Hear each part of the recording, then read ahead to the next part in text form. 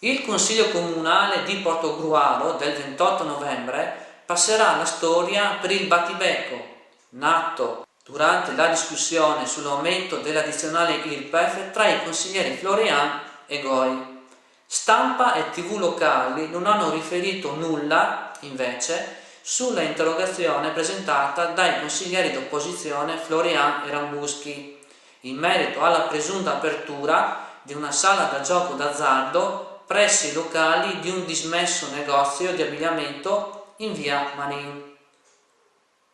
Le norme tecniche di attuazione del PRG articolo 11, ricordano i due consiglieri, non consentono tali attività in quella zona del centro storico.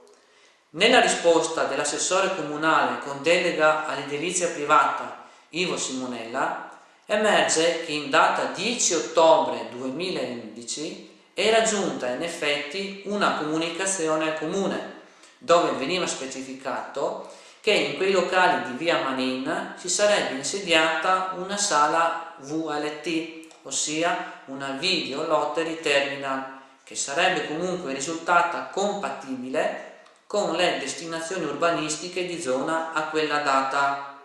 in quanto la variante urbanistica alle norme tecniche di attuazione che vieta la presenza di sale gioco in centro storico non era ancora stata adottata, adozione che è avvenuta da parte del Consiglio Comunale il 14 novembre scorso e quindi ora in salvaguardia in attesa dell'approvazione definitiva. Appare sconcertante, afferma l'assessore Simonella, che i due consiglieri che ora chiedono al comune di impedire l'apertura di questo mini casinò abbiano votato contro agli articoli della variante al PRG che cercano di limitare la diffusione delle sale gioco. Va comunque ricordato che per l'edificio citato non risulta presentata, dal punto di vista commerciale, alcuna segnalazione certificata di inizio attività per quanto riguarda l'apertura di sala giochi e neppure risulta che analoga domanda sia stata presentata alla questura. Infatti, l'installazione delle video lottery terminal necessita del rilascio di una licenza di competenza della questura.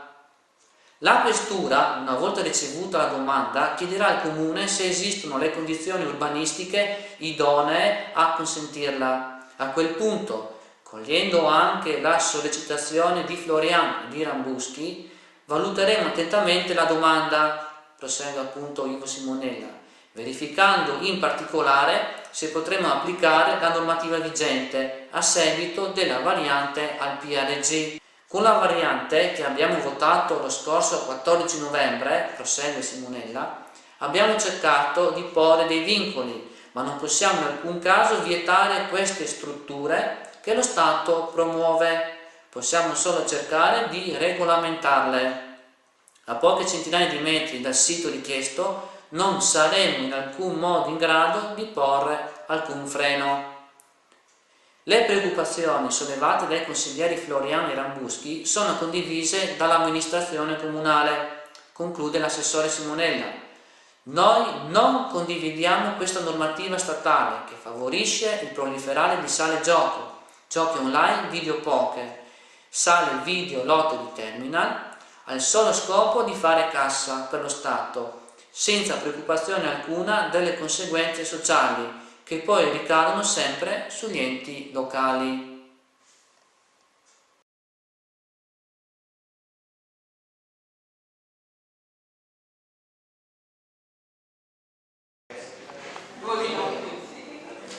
Allora, lei non deve preoccuparsi sulle questioni di governo o di non governo, a me non interessa, ma a me interessa la mia città, mi interessa il benessere della mia città. D'altronde mi fa piacere che lei dica che valuteremo, vuol dire che una strada c'è, perché c'è sempre una strada,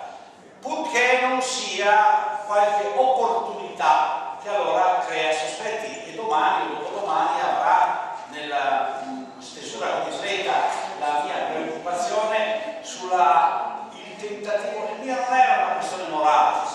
possono mettere le casse da gioco dove vogliono, fa parte della coscienza della gente, questo, della civiltà della gente,